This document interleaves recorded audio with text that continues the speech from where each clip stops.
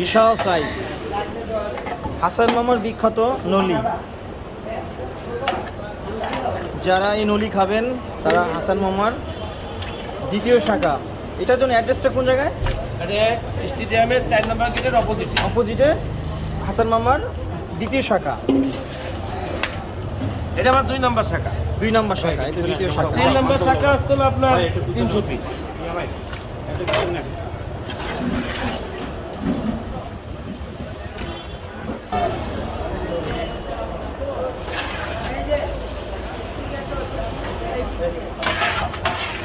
খুবই টেস্টি খেতে।